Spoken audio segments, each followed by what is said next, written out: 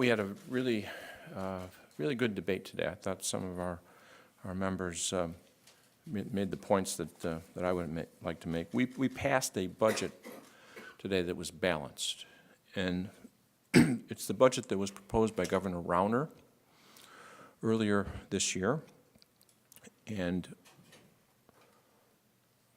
we worked with Republicans throughout our efforts to pass the grand bargains with Senator Brady,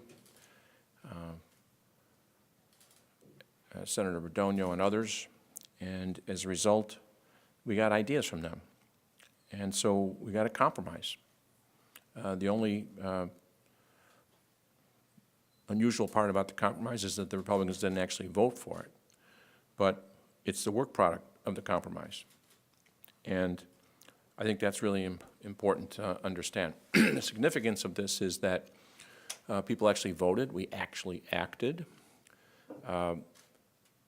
We knew we needed revenue. The governor asked us for revenue. If you remember the governor's original budget, he had a line for grand bargain revenue. Well, we passed the grand bargain revenue that the governor asked for. And we are exactly to the penny the same spending limits that the governor imposed, and that's why the spending limits are in there. The key points in this budget are we have about $3 billion worth of cuts or revenue that we were able to obtain through different pieces of legislation. Many of those ideas came to us from the Republicans. We're stabilizing the finances. This is what was emphasized on the debate. We're stemmed the bleeding, we're investing in our people, and we're ending this chaos that we have at the state level. We're close to being downgraded. I think that the rating agencies would be happy to see that this bill passed. We've gone over 2 years without a budget. This is balanced. And we also were cognizant of the fact that the governor had asked for reforms as well. And so far in the Senate, we have passed pension reform, government consolidation, purchasing reform, and a huge education funding overhaul.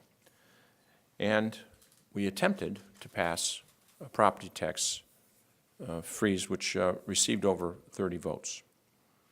So I'm really very proud of what the Senate did today. Again, I don't view it as a Democratic-only budget because, in a way, it came together with the help of all the Republicans. And now the next step is for the House to see what we've done. This is important to go first. It's easier to consider revenue in a balanced budget when you see that your state senator voted for it first. And that's what I think and hope will happen in the House. We'd be happy to work with them and explain how we came about. Up until now, we've been working just within the Senate to see if we can pass a bill pursuant to our grand bargain negotiations. And so with that, I'd be happy to answer any questions, and I'm very proud of what the Senate did today. I'm aware that there were some amendments added after the April 1 and 2 committee hearings this morning, but did that change at all the spending levels, the funding levels rather, to early childhood education from 35 million up to 50, or is that still, we know? I believe early childhood education was at 35 million and stayed there. Doesn't that, it was at 50 under Senator Brady's bill, now it's down to 35. Doesn't that put the state of Illinois out of compliance with federal requirement that says it has to be funded at 50 million a year? Isn't that money at risk now? I doubt it. Why?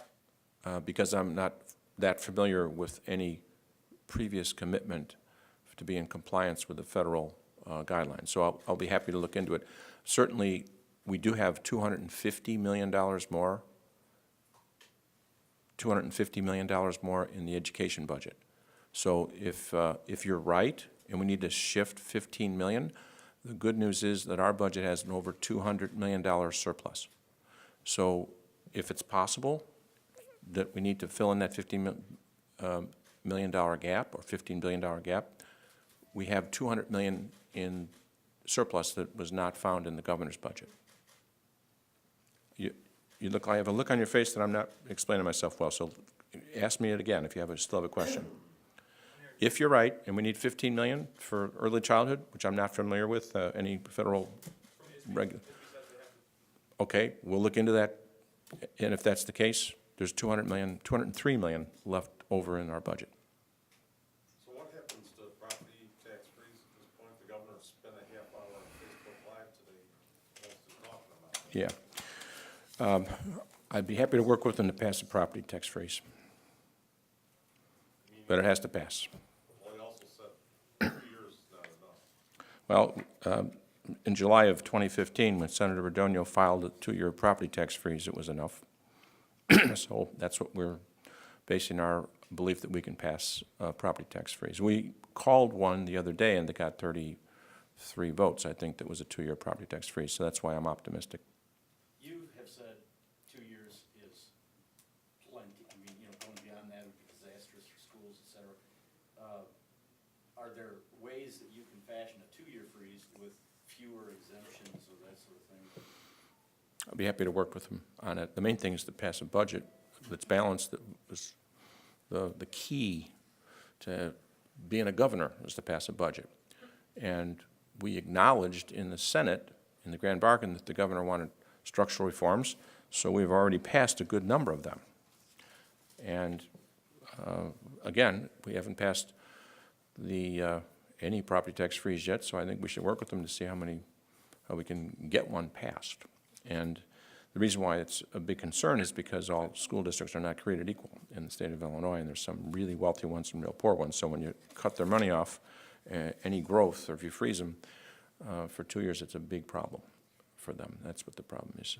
The senator's statement said that you would thoughtfully consider what the Senate had passed, but then as soon as voting was over, they put out some video that explained their priorities, which included closing corporate loopholes and raising the minimum wage. Do you feel like Who did this? the House Dems? Oh, okay. Do you feel like they saying This bill closes corporate loopholes sure and raises that's them, what I'm asking is, and we're eager to have them pass raising the minimum wage, and your income tax credit is increased. So I think we're on the same page with our goals, I hope. are you sure you're on the same page? 'Cause Well, what else did they say? I haven't talked to them yet. if it's a deluge of things that they bring to the governor, don't you feel like that would dilute, what you worked so hard on with the grand budget? You'll have to tell me again what it is the House Democrats said. Closing corporate loopholes. We did that. The governor, EITC. okay, so we agree on closing corporate loopholes, and so did the Republicans in the Brady bill. What's the other one? Closing, or raising EITC, increasing it. Raising the earned income tax credit? That's in the bill we passed today. I think lowering the tax rate on business too, corporate tax rate, if I put it right. They want to lower the corporate tax rate? Well, as long as we can work within, it's great. That's why, we sent them today a Senate bill, not a House bill. We didn't take a House bill and put a take it or leave it, we're going out of town, right? We want to work with them, as long as we work within the governor's framework. We want the governor's spending level, as I'm sure the governor would want it, to be the same. Can you talk about the political risk, just that you're already under attack of just wanting the status quo and, Matty and this and that? Who's saying that? State Republican Party put out something. That I want the status quo? And just a number of tax hikes or perhaps a real reform. This sounds like what the governor. Let's take it one at a time. The status quo would be us overspending by $7.5 billion a year and going from $14 billion in deficit to $24 billion on election day. So that's the status quo if we don't act. We stopped that today with this bill. That's what they were talking about, and stop the bleeding, okay? So that's the most important thing we can do. The most important thing we can do as a state is have a balanced budget. That's what we did today by passing this bill. Yeah, the way they put it is your decision to ram through multiple tax hikes outside a comprehensive jobs and reform package. Okay? Confirms your whole position is to raise taxes. You're going kind of fast there. We didn't ram through a tax increase. The governor's budget called for a tax increase in the grand bargain, and this is what we did today. We passed Bruce Rauner's budget today and the income tax that he asked for. And we have also passed structural reforms, and we would have passed more if they hadn't voted no on some of them. How's that for an answer? Is that a good answer? But Okay. they've repeatedly said, they were only willing, Now, they meaning the Republicans now or the House Democrats? the Republicans, Okay. They've said what?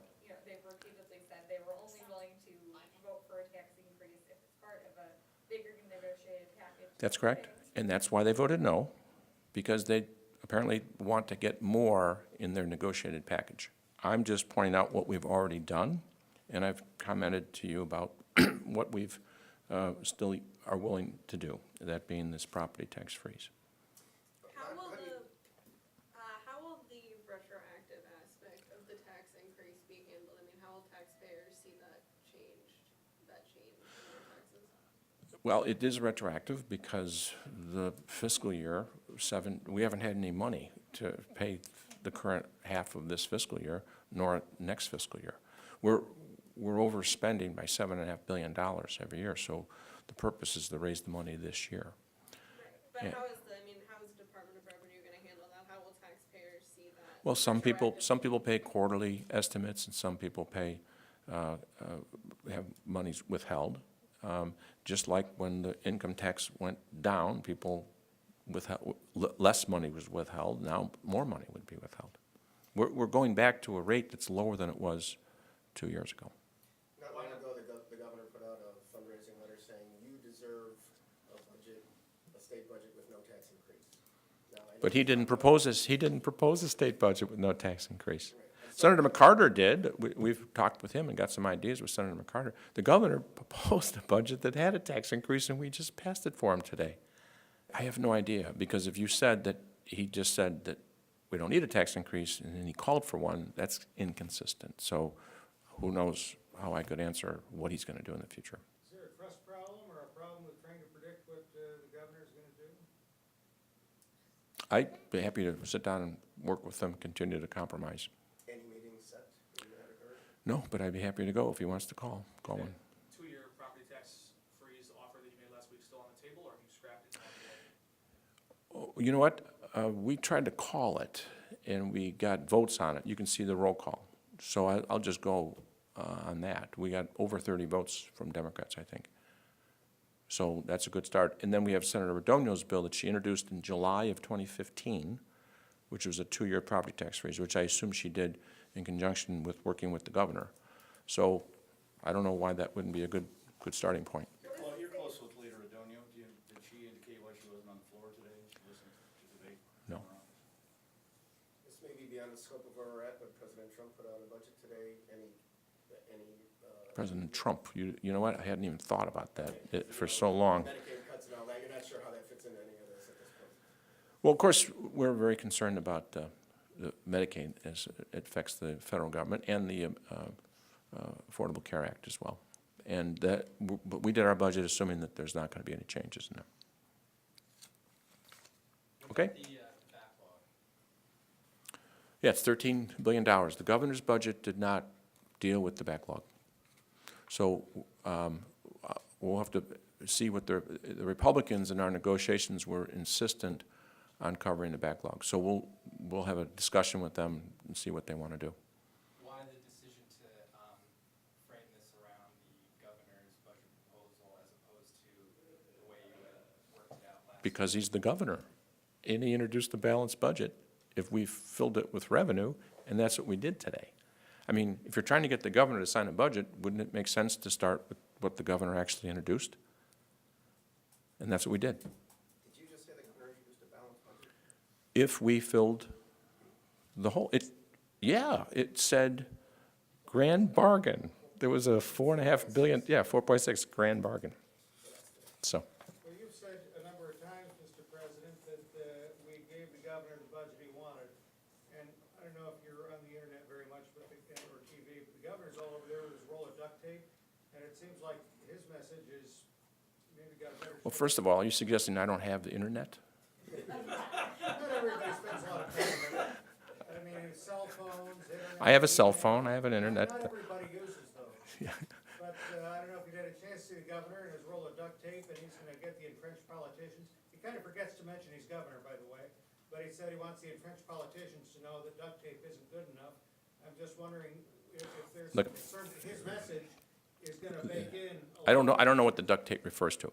This is a balanced budget. The spending levels are, I think, $1 billion less than if we don't do anything. I mean, it's just phenomenal. If we don't do anything, we'll be overspending like 7.5. A maintenance budget would be, if we didn't change the law, would be like $1.5 billion more. This is a very tight budget. It's a balanced budget, and it has revenues that are what the Republicans said they could handle, 4.95. That's why we picked it. We picked the governor's spending level and their revenue levels. And actually, the sales tax expansion are actually less than what they wanted. So I don't think he's going to criticize this budget.